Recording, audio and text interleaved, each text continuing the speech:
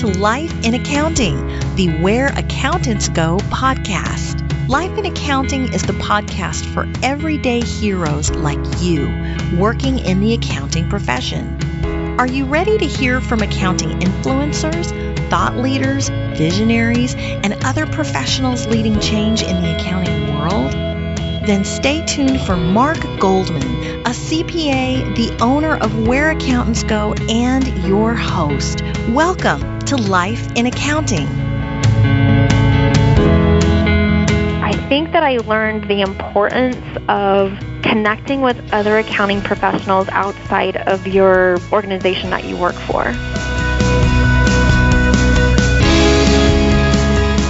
Hello everyone, I'm Mark Goldman, a CPA and your host for Life in Accounting, a podcast production of WhereAccountantsGo.com. That clip was from Natasha Schamberger, a CPA, but also the CEO for the Kansas Society of CPAs, the state-level professional association. I invited Natasha on the show for several reasons. First, she was suggested by one of our other very popular guests, but also, though, I found her background intriguing myself, and I knew she'd bring some valuable insight to our audience. Natasha started her career in the usual way, so to speak, but later on, she had the opportunity to join AICPA, where she stayed for 8 years. It was that insight into the profession, as well as her additional insight that she brings from her experience with the state-level society in Kansas, that I wanted to tap into. She's an accountant herself, but she's serving the profession overall, and that just gives you a different perspective, which I think will benefit all of us. Also, Natasha was very open about her early career as well, so I think you'll find value in that discussion. Not to mention the 3-month trip that she tells us about between jobs that they took to Italy. That was just a really fun, unexpected portion of the interview. I really enjoyed that as well. We have a lot of ground to cover in this interview, so make sure you listen all the way to the end. I wouldn't want you to miss anything. If you do find value in this episode for yourself, please check us out online. You can find us at WhereAccountantsGo.com. If you're looking to build your own career, one publication that will really interest you is our book, 49 Tips for a Successful Accounting Career. Basically what we did is we took the best advice from our 100 or so first episodes and boiled it down into 49 tips to help you advance your career. If you're just starting out, or maybe you've been in the profession for a few years, I'm sure you'll find value in this publication. Once again, it's 49 tips for a successful accounting career. You can find it on Amazon, or you can find it through our website at WhereAccountantsGo.com for immediate delivery. Well, with that, let's go ahead and get started. Here's our interview with Natasha Schamberger. Well, hello, Natasha. Welcome to the show. Hi, Mark. Thanks. I'm thrilled to be here hanging out with you and all of your listeners. Wonderful. Thrilled. I love that. Well, for the audience, we have another interesting show for you today. We try to highlight all the different career paths that are available to us accountants, as well as, the different twists and turns that may present themselves along the way. And Natasha Schamberger's career is no different. For lack of a better way of saying this, Natasha's career started in a typical direction, but later she joined the staff at AICPA and then transitioned from there to the Kansas Society of CPAs as their CEO just a few years back. I've really been looking forward to this interview for a while because I know we're going to get into two areas that are very near and dear to my heart: certification and professional involvement.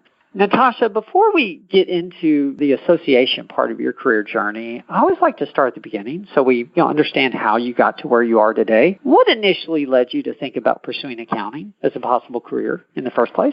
Mark, it actually started in high school. I got hooked in high school when I took a business class, and they had an accounting component to it. And I thoroughly enjoyed the whole structure of accounting. So the idea of fitting all the puzzle pieces together so at the end of the day that they would balance and you would know if you did it right or not. So there was that grand feeling of accomplishment that I really enjoyed, and I was hooked from then on. So from that moment on, I knew I wanted to be an accountant. I would say that there was only one situation where I even ever questioned continuing on that path. But I would say that there were a few life factors that probably came into play with me liking accounting, liking the structure of it, the stability of it.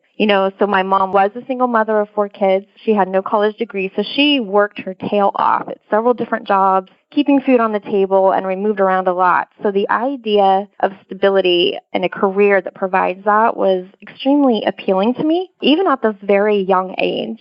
So I did notice that accounting offered that stable career, and then on top of that, just that opportunity to earn some good money and be able to advance quickly. And so early on, in my junior, senior year in high school, I created this vision of what I thought it would be like to be an accountant. And there was only one time that I reconsidered it as the direction. And this, I would say, was probably the most monumental decision of my life. I was in high school. I was a non-traditional student, and I worked at Kentucky Fried Chicken, KFC. I was a full-time employee while going to high school. I had worked my way up. It was my first job, and by my senior year in high school, I was assistant manager of Kentucky Fried Chicken.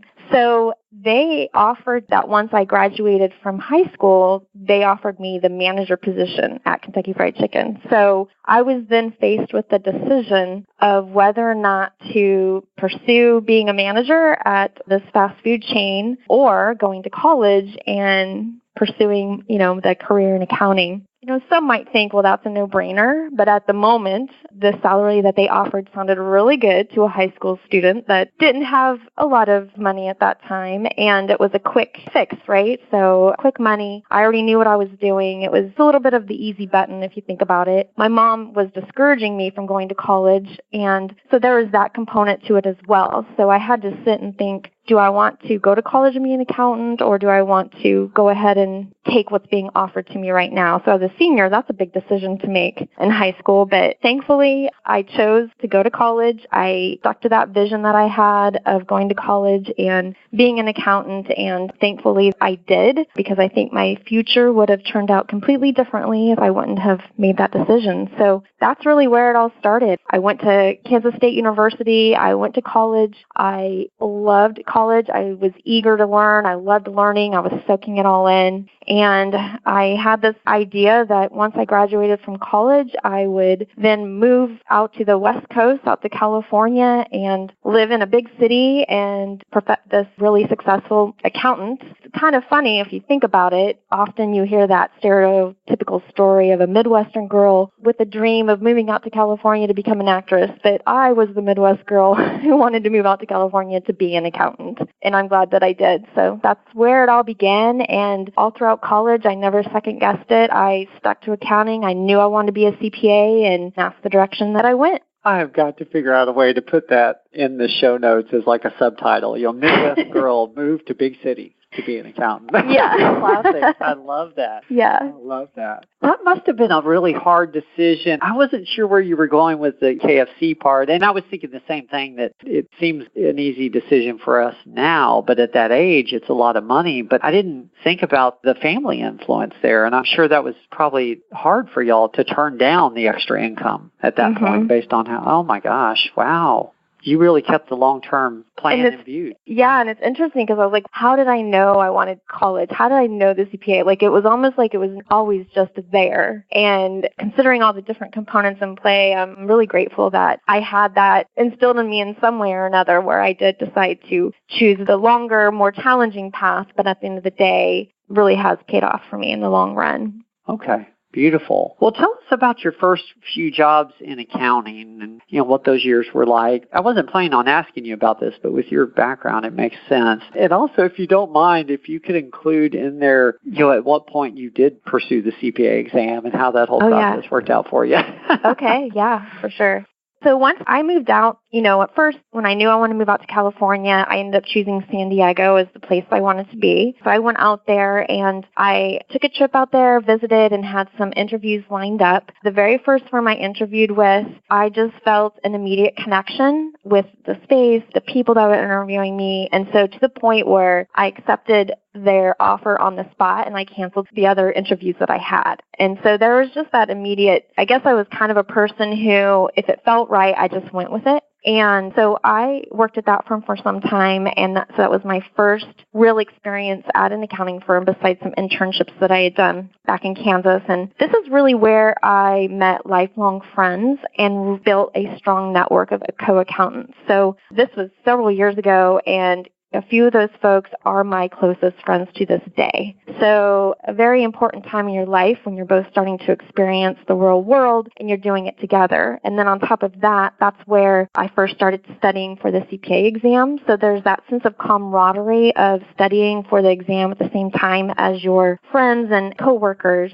and working together towards this common goal. So that's one thing that I've continued to enjoy about my career in accounting is that sense of camaraderie with people that you work closely with, whether it be studying for the exam or going through your first busy season. It makes it a much more enjoyable experience, experiencing it together, and then that creates that lifelong bond that I still have today with folks that I worked with at the first firm. You know, my time at that firm was a great experience. Technically, I learned a lot really quickly. I made good friends, and so a lot of fantastic learning there. It came to a point, however, where I was ready to move faster than the firm was willing to give me opportunities for. So at this particular firm, they had like a predetermined path where they wanted you to work so long in audit, work so long in tax before you could kind of decide which direction you wanted to go. I already had my mind set on what I wanted to do, and I didn't want to just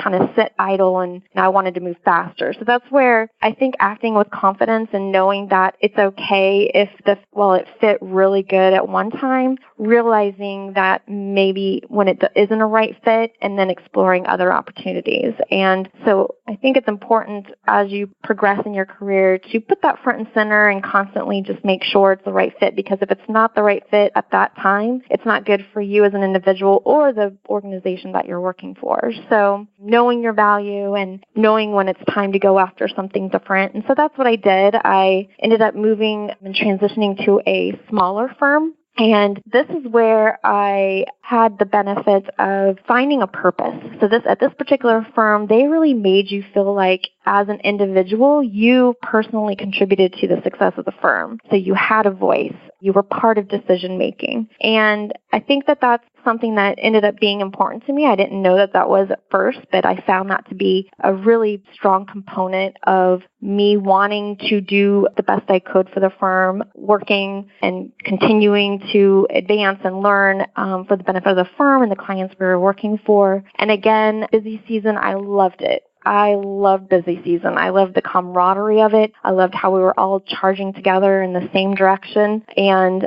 it was also at this firm where I recognized the importance of mentors. So this particular firm took an interest in assigning all of the staff a mentor to serve as their advisor on, learning opportunities, just learning technically, but then also learning how to develop your own personal development plan. And I had a particular mentor at this firm, and I learned a tremendous amount of things from him. So not only technical type things, but also how to supervise, how to communicate with people that you start to supervise and manage. And then on top of that, how to communicate with clients and how to, above all, how to have fun. So I think that that's an important component that I've tried to carry with me is we have our day job. We spend a lot of time at our day job, so let's make sure we're having fun with what we're doing. So this particular person who was the mentor, he was very instrumental in helping me along in my career. At this firm, I moved up the ranks. I was on the tax side. The firm was growing. It was very exciting to be part of that. And then after some time, probably about 5 years in tax, I was finding I wasn't energized anymore by what I was doing. And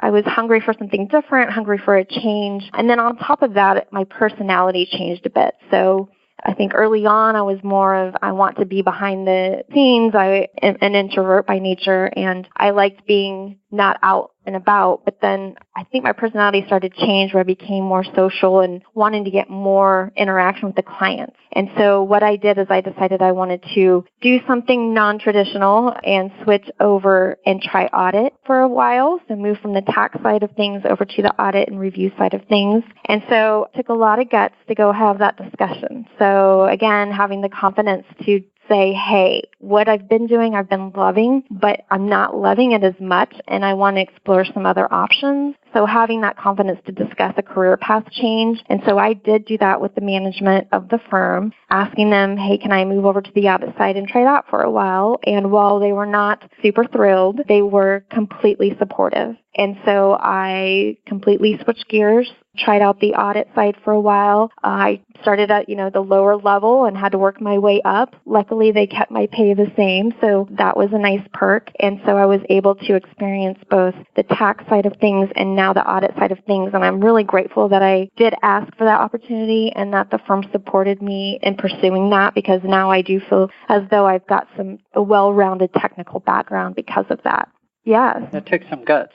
Yeah. But a lot of, support behind it, I think, was key as well. So that was out in California. And I guess leading to my next position, the one I held prior to joining AICPA, I got married, and so my husband and I decided that we were going to start a family, and we didn't think that California was the right place to do that. So my husband and I are both from Kansas, and the cost of living out in California is considerably higher than it is in Kansas. So the idea of purchasing a home and raising a family, with the mindset of what we know it could cost in Kansas versus California was kind of hard for us to wrap our minds around. So I particularly was not ready to move back to Kansas. So we chose to try out the East Coast for a while, and we decided that we would check out Raleigh, North Carolina. And however, before doing that, he and I had always thought of going overseas and living for a while. And while we thought that this might be a good time in between our move from California to North Carolina, so we decided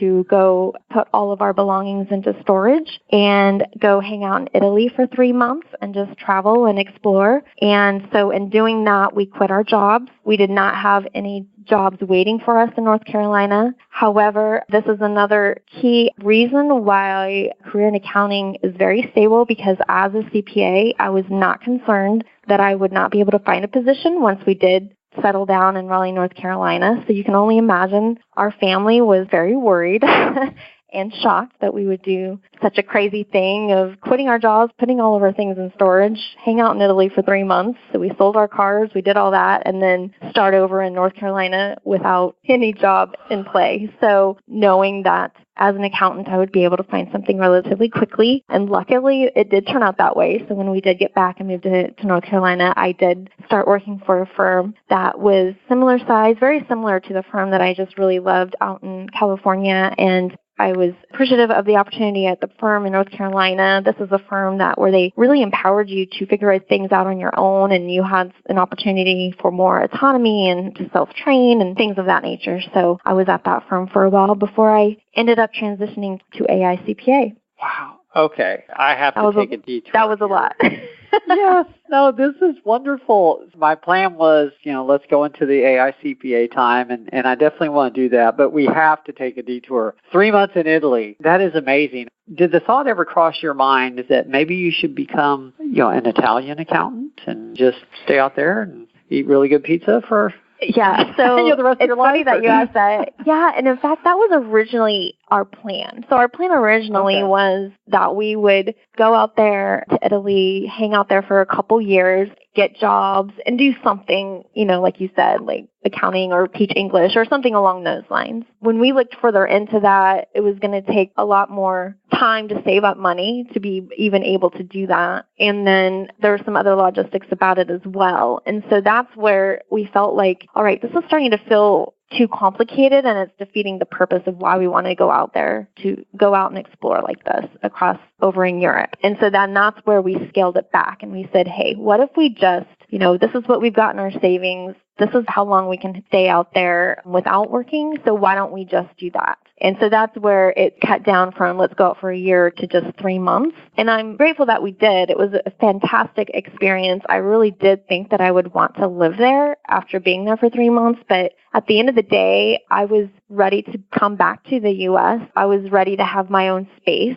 So it was a good experience to recognize that it was nice being over there for 3 months, but I also am really grateful for some of the things that I have here in the U.S. And I think I like the way that the things are here in the U.S., and I actually miss them more than I would have imagined. Interesting. Okay. I'm glad we're having this conversation, because it's the feeling out there that I can quit my job, move overseas, get a basic job, and cut my expenses and just, live the good life for the rest of my life. And it sounds like there's more complication to it than that from what you're describing. So Yeah. I was surprised by that because I also had that vision that it would be I'd go over there and want to stay there and it would be hard to come back. And for some people that might be the case. But for me and my husband, we were ready to be back home. Okay. We're taking our whole family over there in November. We're going back. So, Wow. It's a place that we have ties to. It's a place that we really enjoy. And so me and my husband and my 2 girls are heading out there in November.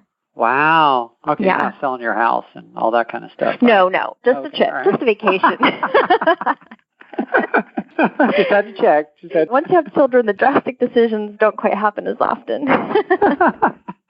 That's funny. Very true. Very true. So tell us about AICPA. How did you get on? And then tell us about the different roles, I guess the ones you enjoyed the most. Sure. So thank you for that. When I transitioned to the AICPA, so when I first interviewed the AICPA, I interviewed for a position and I had no idea what the position was for. Even in the interview process, it was hard for me to wrap my mind around what I would be doing. So, when you're working in an accounting firm and you move from firm to firm, you have a pretty good idea of what you'll be doing, what will be expected of you, and whatnot. So when I moved over to the AICPA, during the interview process, I didn't quite get what the role would be. However, what stood out to me is my interviewer, who ended up being my manager, my boss, he was incredibly enthusiastic and passionate about the work that he was doing.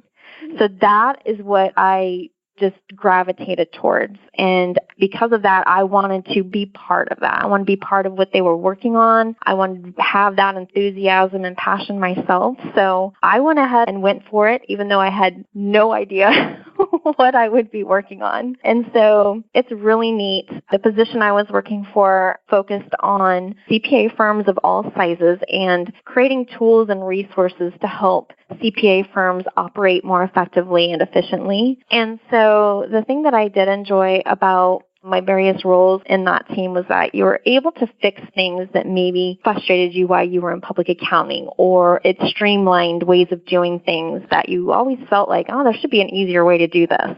And so I think working for the different kinds of firms that I did helped me in this position and helped me understand what the different dynamics of different firms could possibly be. And so I really developed into a new professional at the AICPA. First of all, it's pretty neat because basically I was at the front lines of the profession. So I found a different kind of passion for the work that I was doing because I was able to look through the profession through a wide lens. So working on an accounting, you're often just looking at the work on your desk. And this is the purpose of the AICPA, is to monitor the profession, monitor trends, understand what that could mean for the individual CPAs, and try to help support CPAs as these trends start impacting the work that they do every day. And then beyond that, I started interacting with other CPAs and accounting professionals all across the U.S., like top-notch leaders in our profession. And through this, I then was able to develop into a leader myself. The AICPA does put a lot of energy into formal leadership programs, and I was working for a great leader. And so I think that being able to learn from many different ways and see how you yourself can become your best leader was something that I got a lot from my various positions here. And again, I had strong mentors. In fact, I still keep in touch to this day. I have regular video conference calls with a mentor that was a VP at the time and is now retired from the AICPA, and he continues to be a mentor to me to this day. So again, the importance of having a mentor and keeping that connection has served me really well throughout my career. Something that the various roles I had at the AICPA is it constantly pushed me outside my comfort zone all the time, which as an introvert, that's very uncomfortable. But each promotion that I got, I didn't quite feel like I was ready for it. But I had my boss pushing me, telling me, you are ready, go for it. And I'm glad that I did. So I took advantage of the opportunities that came my way, even though I was uncomfortable taking those on. And then I also didn't hesitate to ask if I saw something that I wanted to be doing. I didn't hesitate to ask for those opportunities either. So I think as an accounting professional, it's important to remember, especially as a woman in the profession, remember to ask for what you want, identify, get that vision, and so that you can ask for it and then have some swiftness about it, and don't just wait for someone to hand it over to you, but instead kind of just ask for it, and the worst that someone can say is no, and then you can reevaluate at that point. And so I was at my last position at AICPA, I was managing a team of about 10 people, and we were still in Raleigh, North Carolina. And so then from there, I had identified that my husband and I decided we wanted to be back in Kansas. We had a little girl and then another baby on the way, and we wanted to be close to family. So I then decided I needed to do another big ask and go ask my boss if I could work 100% remotely and still continue my role. So that was another hard conversation. But again, trying to make my work life fit with my personal life is something that I've constantly strived to do, and it does not always work out. I had that conversation with my boss, and I said, I think I can pull it off. You know, we already use video conferencing with the various offices of the AICPA. I think that I can make this work and make periodic trips back to Raleigh to meet with the team. And initially, his reaction was that he didn't think that it would work. So that was his initial reaction. And, I was kind of disappointed. But then the next day, he came back and said, you know what? Let's give it a try. And so for 2 years, I did just that. I managed a team remotely while living in Kansas, and the rest of my team was back in North Carolina. So I think that the idea of, developing into a leader, but still making it fit with your personal life is something that can be done. And it's just about being swift and asking for it. Yeah, that is a big ask, but it worked out. It worked out. Otherwise, we may not be having the conversation about it. Right. Oh, I love it. So now you're the CEO for the Kansas Society now of CPAs. Tell us about your role now. And I'm in Texas, so I don't know as much about the Kansas Society. I'm active in our state chapter. But what's the size like, and what are some of the more interesting or unusual programs that you guys put on? All right. So the Kansas Society of CPAs, we've got about 2,700 members. So that's a smaller state society, especially compared to Texas, if that's where you're from. So the Kansas Society, so my role is I work very closely with my board of directors. And so my role is to carry out the strategic initiatives of what is identified as our strategic plan with the board of directors. Once a year, we all get together, myself and one of my team members and then the board of directors, and we identify, okay, what do we want to be focusing on as a society? And so we have a facilitated session of strategic planning, and it's one of my favorite things that we do every year because that is what we do. We sit and we listen and we understand what the trends are in the profession. We understand what the trends and situations are for our CPA members here in Kansas. And then from there, that's where we identify what are the initiatives we need to tackle for the benefit of our members going into the next, 1 to 3 years. And so my role is to lead a team. I've got a team of 4 other staff that work closely with me. So we lead the team, and then we also have our volunteers that help us accomplish these initiatives that we've identified as our focus areas.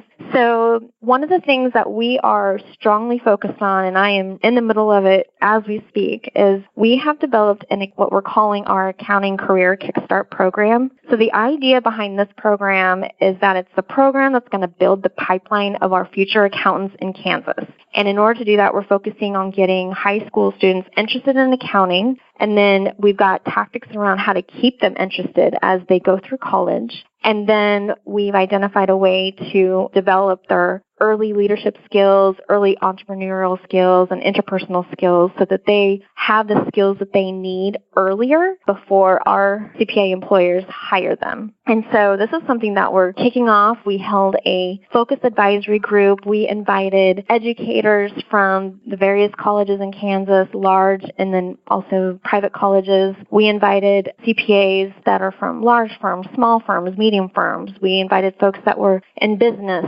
and CFOs of large companies and small companies, and we really tried to get a full spectrum of all the different players in our whole ecosystem of accounting so that we were addressing this through a wide lens, for lack of a better word. And we even included a couple accounting students to help us in this focus advisory group as we built out this vision for this program. And so right now, as you know, there's extreme advances in technology. We've got multiple generations in the workplace. So there's that combustion of old and new beliefs. And plus, on top of that, the expansion of like market expectations and just ongoing complexity. So these are all plugging into our accounting ecosystem, but it makes it a very exciting time. So we identified this as a great opportunity to ignite the interest of young people to choose to join us in our future as it relates to accounting. And so something we're doing this summer, we have put together what we're calling our Inspire Business Camp. And so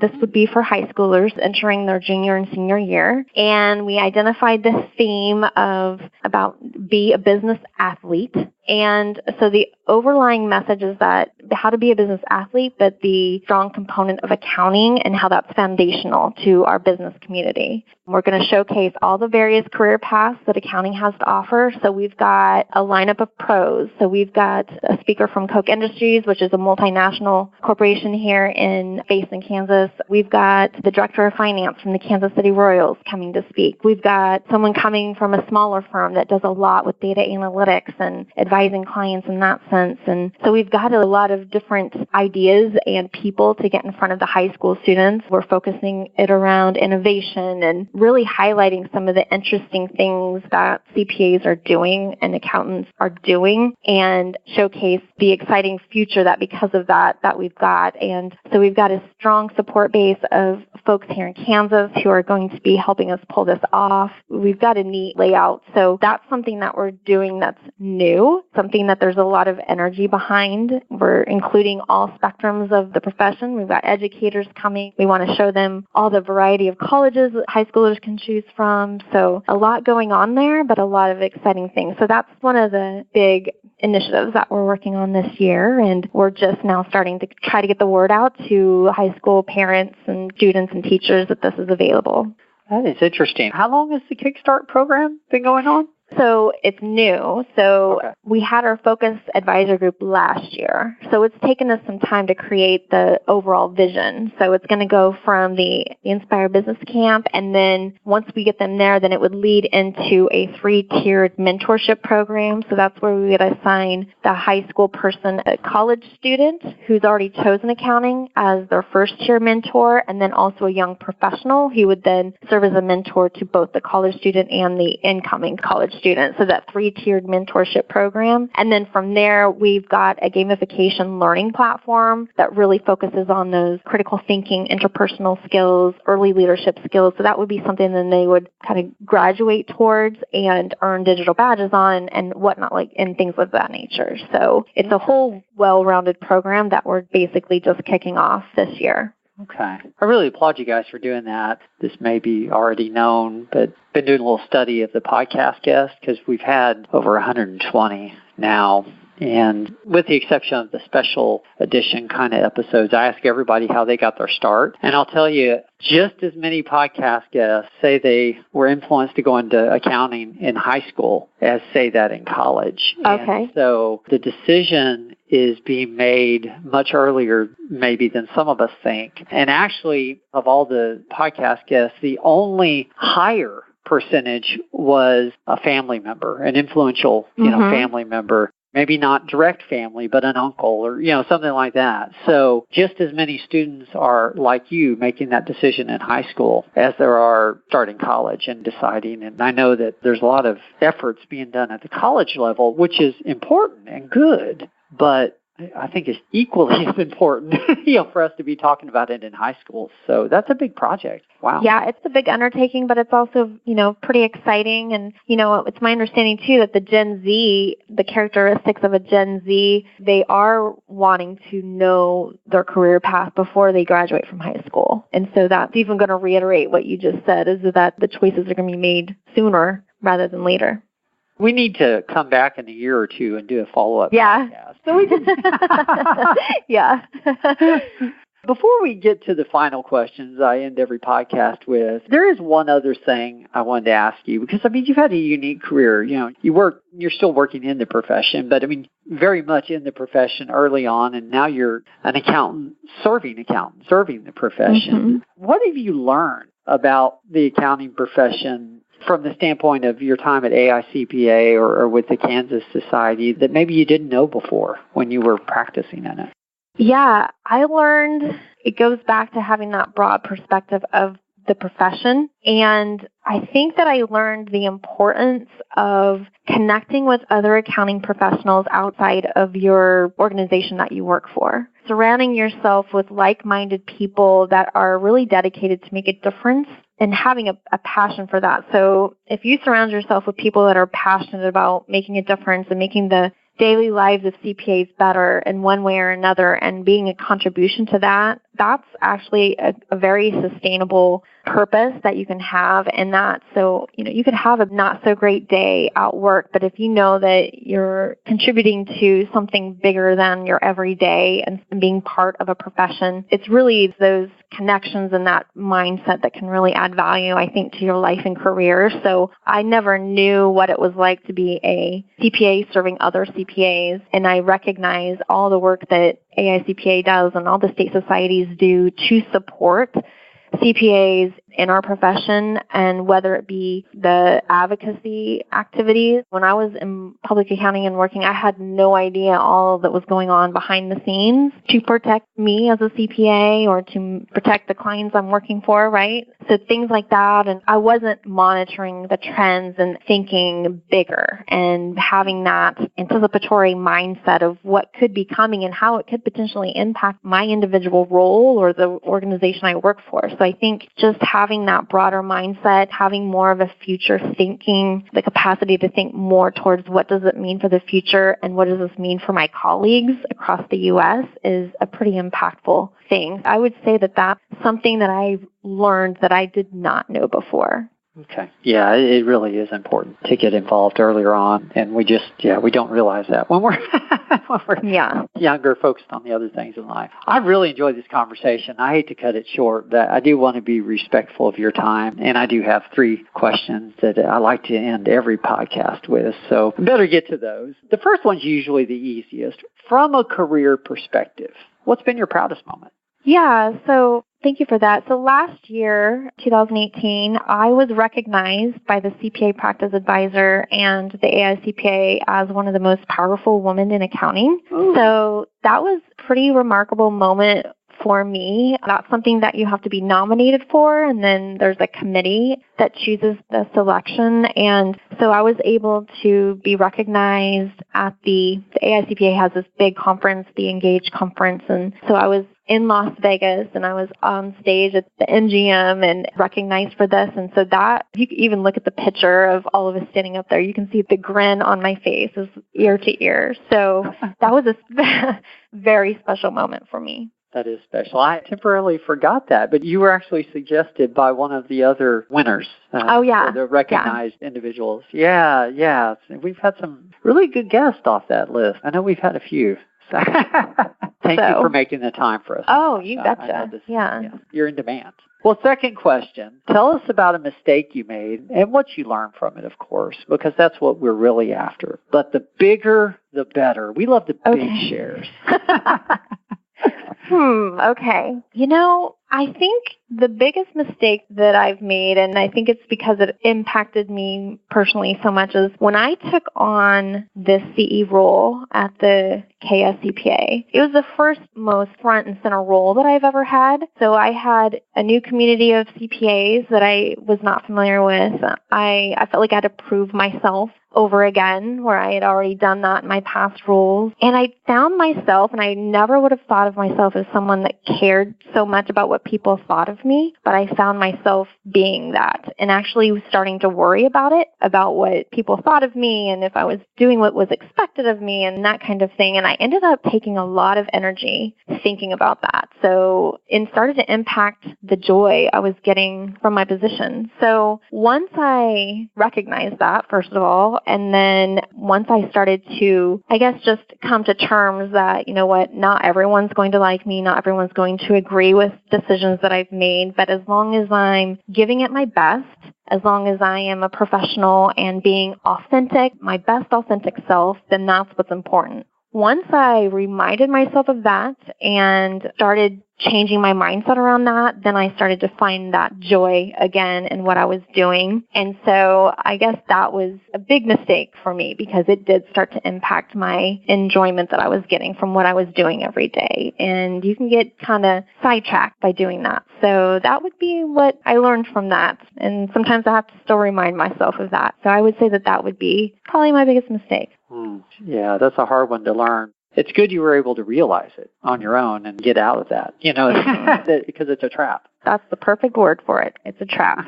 Well, let's wrap it up with the third and final question. What is the best piece of advice that you've ever received? You know what? That's a toughie because I've gotten lots of great advice and I continue to get great advice every day. I guess something that sticks out to me because it was something that I focus on quite often. So I was working for the AICPA. We had a strategic leadership coach giving a keynote presentation to, I think it was leaders of the top 500 firms in the U.S. And I had the honor of talking to her before it was time for her to go on stage. And I literally probably only had a 5 to 10 minute conversation with her. So it was Carol Izazaki. I'm probably not saying her last name correctly, but it was a very genuine, interesting conversation. And we had exchanged stories about being an introvert and, growing up, I was relatively shy and, how it takes a lot of effort to take on certain roles and be on all the time. And so she's known for what she has is her signature program that says plan to be amazing. And so what she says is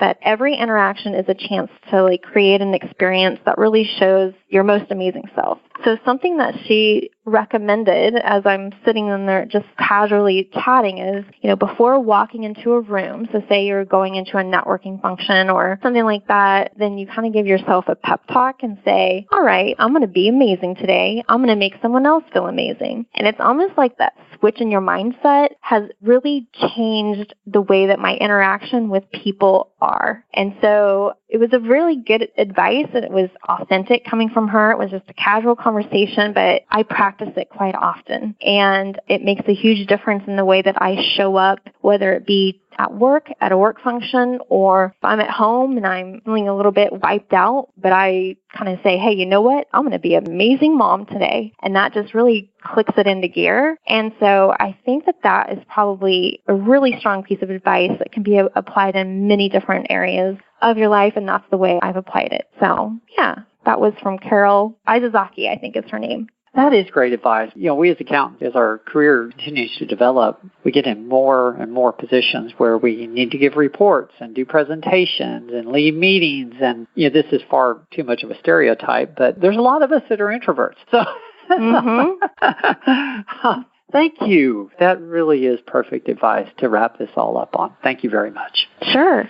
Well, for our audience, this has been Life in Accounting, a podcast production of WhereAccountantsGo.com. If you haven't yet visited that website, please do so. We're going to have the show notes for Natasha's episode, a bunch of additional information there, and we have an extraordinary amount of career-related content for accountants at this point as well to help you move your own career forward. Once again, our website is www.whereaccountantsgo.com. On that note, Natasha, do you have any final thoughts or words of wisdom you'd like to leave with the listening audience? Well, first, Mark, thanks for the opportunity. As far as words of wisdom, I guess I would just suggest intentionally decide to be amazing today. People and opportunities will certainly gravitate towards you if you decide to do that. So always arrive with a smile, make sure you're having fun, and be your authentic self. Very motivational. I love it. Well, thank you to everyone. We will see you next week. There's more to come.